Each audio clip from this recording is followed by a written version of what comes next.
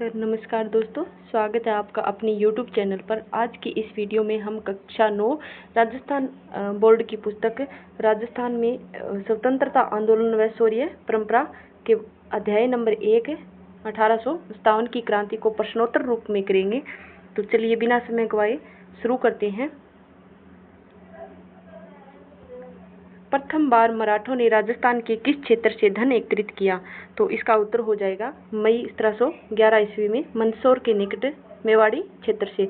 मराठों द्वारा मेवाड़ी क्षेत्र में धन एकत्रित करने की घटना से चिंतित होकर उदयपुर के महाराणा संग्राम सिंह ने सबसे पहले राजस्थान के किस शासक के बारे में विचार विमर्श किया? तो ये आमेर के शासक सवाई जयसिंह द्वितीय से महाराणा संग्राम सिंह ने मराठों के द्वारा मेवाड़ी क्षेत्र में धन एकत्रित करने की घटना से चिंतित होकर इस समस्या का विचार विमर्श किया। क्वेश्चन नंबर 3, बूंदी के पदच्युत शासक बुद्ध सिंह ने किसकी सहायता से दलेल सिंह को गद्दी से हटाया? तो ये हटाया मराठों की सहायता से। मराठों में कौन था? मल्हार राव होलकर और राणोजी सिंधिया। राजस्थान की किसी शासक द्वारा आंतरिक संघर्ष में मराठों को आमंत्रित करने का प्रथम अवसर कौन सा था? राजस्थान के किसी शासक द्वारा आंतरिक संघर्ष में मराठों को आमंत्रित करने का प्रथम अवसर बूंदी के एक उत्तराधिकार संघर्ष का अवसर था। नेक्स्ट क्वेश्चन, मराठों ने मालवा पर अधिकार कब किया? तो ये 1735 ईस्वी में। नेक्स्ट क्वेश्चन, बूंदी, जोधपुर और जयपुर रियासतों में मराठों का प्रवेश किसके माध्यम से हुआ? तो ये आंतरिक उत्तराधिकार और राज्य शासन संबंधी संघर्षों के माध्यम से हुआ। किसके आक्रमण के समय मराठों ने हिंदू धर्म के नाम पर राजस्थान के राजाओं को संगठित करने का प्रयास किया? किसने किया? मराठों ने। किसके नाम पर? हिंदू धर्म के नाम पर। नादिर शाह के आक्रमण 1739 के समय। शाहू ने राजस्थान से चौथ और स्वदेश मुखी प्राप्त करने का आदेश किसे दिया? तो ये दिया पेशवा बाजीराव प्रथम को। 1732 ईस्वी में मालवा का सूबेदार बनने पर सवाई जयसिंह को मराठों से पराजय स्वीकार करने के बाद क्या देना पड़ा? तो सवाई जयसिंह को मराठों से पराजय स्वीकार करने के बाद मराठों को 28 परगने देने पड़े और ये मालवा का सूबेदार कब बना? 1732 ईस्वी में।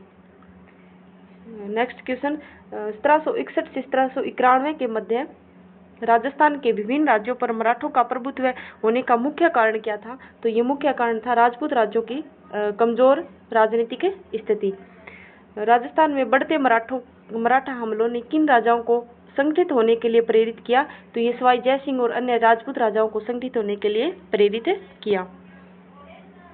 प्रारंभ में राजपूत राजाओं ने मराठों से मुक्ति पाने के लिए किस उपाय का सहारा लिया? तो ये धन का सहारा लिया, यानी धन देकर इनको निकाला जाए।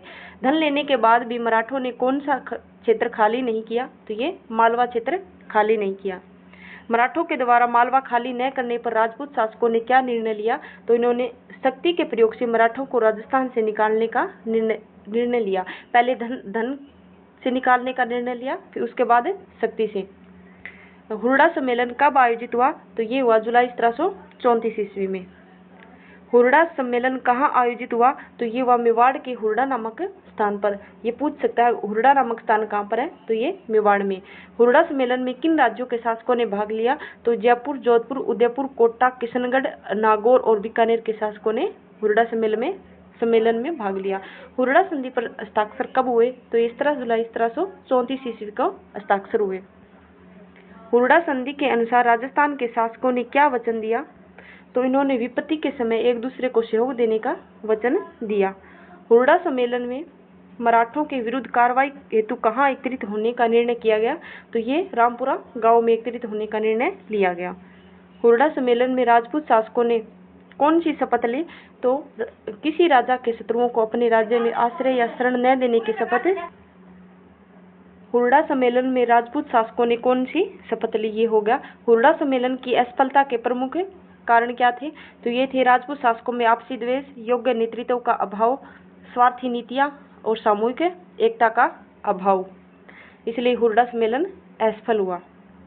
नेक्स्ट क्वेश्चन, 1735 ईस्वी में मुगल सम्राट व राजपूत सूबेदारों की सेनाओं ने मराठों को खदेड़ने का प्रयास किया। उसका परिणाम क्या रहा? तो ये भी असफल रहा। पेशवा बाजीराव प्रथम उत्तर भारत की यात्रा पर कब निकला? तो ये निकला अक्टूबर 1735 ईस्वी में। उत्तर भारत की यात्रा के दौरान पेशवा बाजीराव प्रथम ने किस महाराजा का आतिथ्य स्वीकार किया? तो ये महाराजा जगत सिंह का आतिथ्य स्वीकार किया। महाराजा जगत सिंह और पेशवा बाजीराव प्रथम के बीच क्या समझौता हुआ? जगत सिंह और पेशवा बाजीराव प्रथम, तो इनके बीच उपहार और चौथ का समझौता हुआ। जयपुर में सवाई जयसिंह ने किन के बीच समझौता कराने का प्रयास किया? तो ये मराठों और मुगल सम्राट के बीच समझौता कराने का प्रयास किया। किसने किया? सवाई जयसिंह ने। कहाँ पर? जयपुर में। क्वेश्चन नंबर 28, सवाई जयसिंह द्वारा मराठों और मुगल सम्राट के बीच समझौता कराया गया। यह समझौता कैसा रहा? तो यह समझौता भी असफल रहा। पेशवा की राजस्थान यात्रा का परिणाम क्या निकला? तो ये राजपूत मुगलों के साथ साथ मराठों के भी करदाता बन गए। क्वेश्चन नंबर 30, 1738 ईस्वी में मुगल सम्राट की ओर से निजाम को बिना युद्ध किए कौन सी अपमानजनक संधि करनी पड़ी? ये करनी पड़ी दुरासराय की संधि। क्वेश्चन नंबर 31, दुरासराय की संधि 1738 के अनुसार मराठों को क्या प्राप्त हुआ? तो ये मालवा की सूबेदारी दी गई मराठों को और 50 लाख रुपए प्राप्त हुए।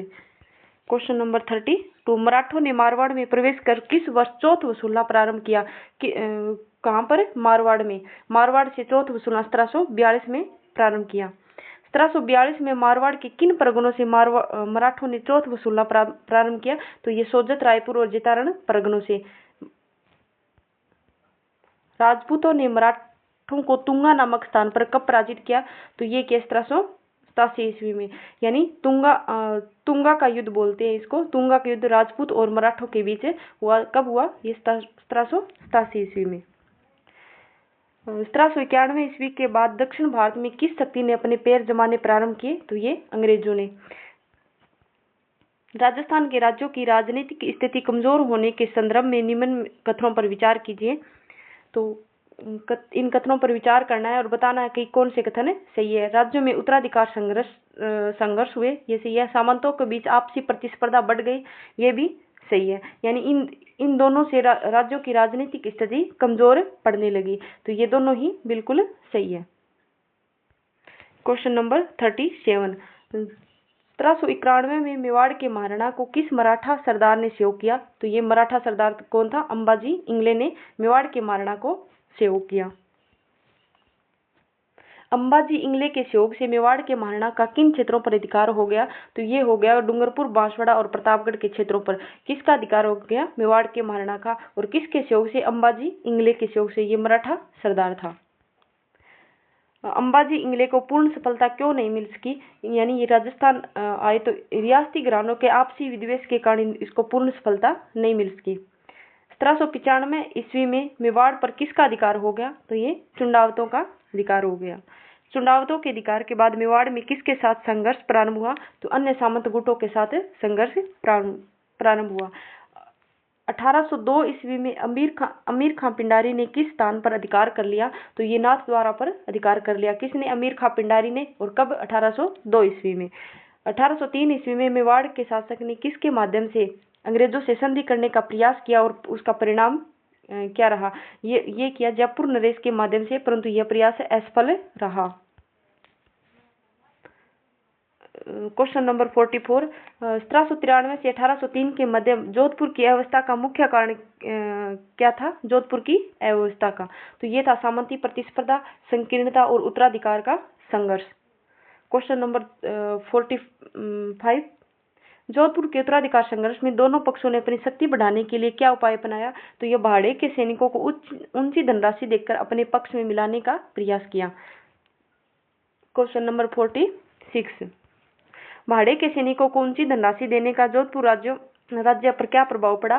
तो ये राज्य आर्थिक संकट में घिर गया। राजस्थान के शासकों ने मराठों के बढ़ते आतंक से मुक्ति पाने के लिए किससे मित्रता करने का प्रयास किया? तो ये मराठों के शत्रु अंग्रेजों से। यानी ये अंग्रेज थे ना, ये मराठों के शत्रु थे और ये मराठों से अपने राजपूत राजा परेशान थे, तो इन्होंने राजपूतों ने अंग्रेजों से मित्रता करने का प्रयास किया। सर्वप्रथम किस जयपुर शासक ने अंग्रेजों से मैत्री स्थापित करने का प्रयास किया? तो ये जयपुर का शासक था पृथ्वी सिंह ने। महाराजा पृथ्वी सिंह ने अंग्रेजों से मैत्री स्थापित करने के लिए अपना प्रतिनिधि गवर्नर जनरल के पास कब भेजा? तो ये 1796 ईस्वी में। महाराजा पृथ्वी सिंह ने अपना प्रतिनिधि मंडल किसके पास भेजा? तो इन्होंने भेजा गवर्नर जनरल के पास। कब भेजा? 1796 ईस्वी में। जयपुर के बाद किस राज्य ने भी अंग्रेजों से मैत्री स्थापित करने का प्रयास किया परंतु सफल नहीं हुआ? तो ये जोधपुर राज्य ने, यानी पहले जयपुर राज्य ने फिर जोधपुर राज्य ने। अंग्रेजों ने राजपूत राज्यों से संधि करने की नीति कब अपनाई? तो इन्होंने अपनाई 1803 ईस्वी में। यानी जयपुर तो 7 साल पहले से ही प्रयासरत था अंग्रेजों से मित्रता स्थापित करने के लिए, और अंग्रेजों ने संधि करने की नीति अपनाई 1803 ईस्वी में, और जयपुर ने 1796 में प्रयास किया, और पृथ्वी सिंह था तब वहां का शासक। Question number 53। नवंबर 1803 में लॉर्ड लेक ने सिंधिया को कहाँ निर्णायक रूप से पराजित किया? तो ये किया लासवाड़ी के रण क्षेत्र में। यानी लासवाड़ी का रण या लासवाड़ी का युद्ध किसके बीच हुआ? ये हुआ था लेक और सिंधिया के मध्य। कब हुआ? नवंबर 1803 में। और इसमें हार किसकी हुई? सिंधिया की। सिंधिया ये मराठा सरदार था। लासवाड़ी के युद्ध यानी 1803 ईस्वी में सिंधिया को किसने पराजित किया? तो अंग्रेज सेनापति लॉर्ड लेक ने। लासवाड़ी में मराठों की पराजय का राजपूत शासकों के लिए क्या महत्व था? तो उन्हें मराठों की अधीनता से मुक्ति का अवसर प्राप्त हुआ। 1803 ईस्वी की अंग्रेज राजपूत संधि के संदर्भ में सही कथन पूछा है, लेकिन ये प्रश्न कट गया तो आप इसको स्किप कर सकते हो। 1803 ईस्वी की संधि पर राजस्थान के किन किन राज्यों ने हस्ताक्षर किए? तो ये भरतपुर, अलवर, जयपुर और जोधपुर आदि राज्यों ने हस्ताक्षर किए। 1811 में सेटन के स्थान पर दिल्ली का रेजिडेंट किसे बनाया गया? तो 1811 में सेटन के स्थान पर दिल्ली का रेजिडेंट चार्ल्स मेटकॉफ को बनाया गया। गवर्नर जनरल लॉर्ड मिंटो को सुझाव किसने दिया? तो ये चार्ल्स मेटकॉफ ने। मेटकॉफ कौन था? दिल्ली का रेजिडेंट। और गवर्नर जनरल कौन था? Lord Minto. लॉर्ड हेस्टिंग किन शक्तियों का दमन करना चाहता था? ये होलकर, सिंधिया और पिंडारियों का दमन करना चाहता था। कौन? Lord Hastings. अंग्रेजों के लिए राजपूत राज्यों को संरक्षण में लेना क्यों आवश्यक था? क्योंकि ये राज्य सिंधिया, होलकर और पिंडारियों के प्रभाव क्षेत्र में थे। 5 नवंबर 1817 को किससे संधि की गई? 5 नवंबर 1817 को होलकर से संधि की गई। किन राज्यों ने ईस्ट इंडिया कंपनी से संधि की? तो ये करौली, कोटा, उदयपुर, बीकानेर, किशनगढ़, जयपुर और जैसलमेर आदि राज्यों ने ईस्ट इंडिया कंपनी यानी अंग्रेजों के साथ संधि की। सबसे अंत में किस राज्य ने ईस्ट इंडिया कंपनी से संधि की? तो सबसे अंत में सिरोही राज्य ने। और कब की? 1823 में।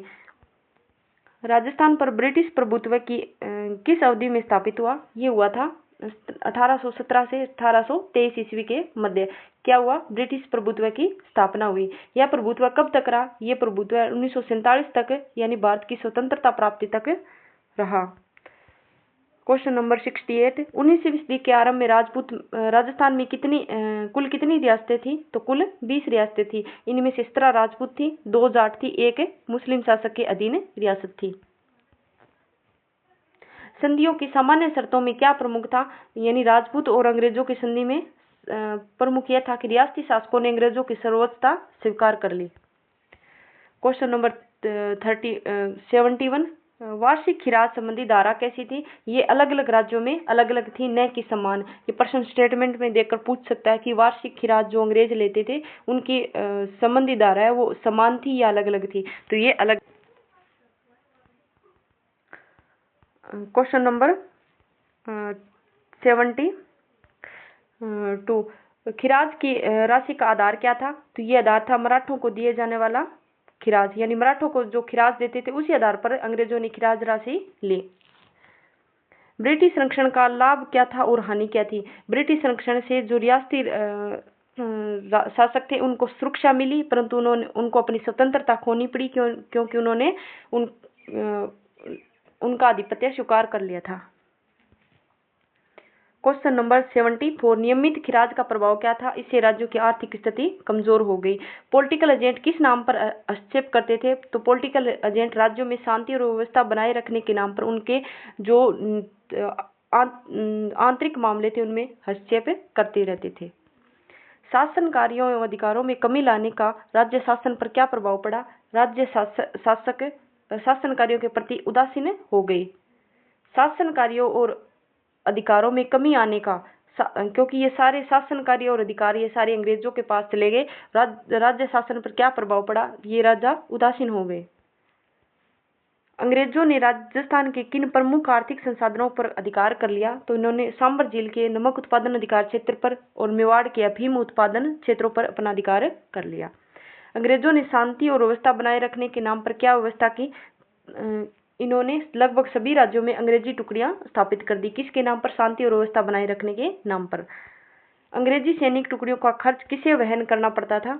तो ये अंग्रेजी सैनिक टुकड़ियों का खर्च संबंधित रियासतों को या राज्यों को वहन करना पड़ता था। टुकड़ियां अंग्रेजों की थी और जो खर्च थे वो रियासतें दे रही थी। राजस्थान के शासकों ने अंग्रेजों के साथ 1818 में की संधि क्यों की? क्योंकि मराठा आक्रमण से सुरक्षा चाहते थे और अपने सामंतों पर नियंत्रण स्थापित करना चाहते थे, इसलिए राजस्थान के शासकों ने अंग्रेजों के साथ संधियां प्रारंभ कर दी। अंग्रेजों ने सामंतों की स्थिति कमजोर करने के लिए कौन सा कदम उठाया? तो अंग्रेजों ने सामंतों की सैनिक सेवा के बदले उनसे नगद रुपया वसूल करने का निर्णय लिया। यानी पहले सामंत थे वो सैनिक सेवा देते थे, लेकिन अब उनसे नगद रुपया वसूल करना शुरू किया अंग्रेजों ने। जागीर क्षेत्रों में सामंतों को कौन सी विशेषाधिकार प्राप्त थे? ये निवासियों के स्थान परिवर्तन पर नियंत्रण, व्यापारियों से रहदारी एवं दाना पानी आदि कर वसूलने का अधिकार सामंतों को था। ये उनके विशेषाधिकार थे। क्वेश्चन नंबर 83, सामंत व्यापारियों से रहदारी और दाना पानी आदि क्यों वसूल करते थे? ये व्यापारियों को सुरक्षा प्रदान करने के बदले सामंत व्यापारियों से रहदारी और दाना पानी आदि कर वसूल करते थे। 19वीं सदी के पूर्वार्ध तक जागीर क्षेत्रों में नेतृत्व किसके पास था? तो ये सामंतों के पास था। 19वीं सदी के अंत तक जागीर क्षेत्रों में सामंतों की स्थिति में क्या परिवर्तन आया? यानी पूर्वार्ध तक तो सामंतों के पास था, लेकिन अंत तक सामंतों की स्थिति, सामंतों का प्रभाव और नेतृत्व कमजोर हो गया 19वीं सदी के अंत तक। क्वेश्चन नंबर 86, अंग्रेजों ने डूंगरपुर के शासक जसवंत सिंह को गद्दी से हटाकर किसे शासक बनाया? तो ये प्रतापगढ़ का शासक था, उसका पुत्र दलपत सिंह को डूंगरपुर का शासक बनाया। किसको हटाकर? जसवंत सिंह को गद्दी से हटाकर किसने बनाया? अंग्रेजों ने बनाया। डूंगरपुर में प्रतापगढ़ का शासक प्रतापगढ़ का शासक था, उसके पुत्र दलपत सिंह को बनाया था डूंगरपुर में। क्वेश्चन नंबर 87, जयपुर की राजमाता भटियाणी के अधिकारों को छीनने के अंग्रेजों के प्रयास का क्या परिणाम हुआ? तो ये हुआ, लोगों ने क्रोधित होकर कप्तान ब्लैक की हत्या कर दी। यानी भटियाणी, जो राजमाता भटियाणी थी, उनके अधिकार छीने थे अंग्रेजों ने, अधिकार छीनने का प्रयास किया था, तो लोगों ने क्रोधित होकर कप्तान ब्लैक की हत्या कर दी। कोटा में अंग्रेजों ने महाराव किशोर सिंह के विरोध में किसके दावों का समर्थन किया? तो ये फौजदार जालिम सिंह के दावों का समर्थन किया कोटा में। अलवर और भरतपुर रियासतों में अंग्रेजों ने किसे गद्दी पर बिठाया? तो अलवर और भरतपुर रियासत में जो आवश्यक राजकुमार थे उनको गद्दी पर बिठाया, ताकि ये अधिकार खुद ले सके। जोधपुर के महाराजा मानसिंह का अंग्रेजों के प्रति क्या दृष्टिकोण था? जोधपुर का महाराजा मानसिंह था, ये ब्रिटिश सरकार के प्रबल विरोधी थे। राज्य के किस क्षेत्र में यह विचार पनपने लगा कि अंग्रेज हिंदुओं का मतांतरण कर उन्हें जबरदस्ती ईसाई बनाने के लिए प्रयत्नशील है? तो ये विचार अजमेर मेरवाड़ा क्षेत्र में पनपा था कि अंग्रेज हिंदुओं का मतांतरण कराकर उन्हें जबरदस्ती ईसाई बनाने के लिए प्रयासरत है। क्वेश्चन नंबर 92, राजस्थान में ब्रिटिश विरोधी भावनाओं को पनपने में किनका महत्वपूर्ण योगदान था? तो ये राजस्थान के कवियों और साहित्यकारों का महत्वपूर्ण योगदान था। इनमें प्रमुख नाम कौन कौन से? बांकीदास, राघोदास, संधू गांगजी, महाकवि सूर्यमल मिश्रण। 1857 की क्रांति होने के समय राजस्थान में कितनी सैनिक छावनियां थी? ये 6 सैनिक छावनियां थी।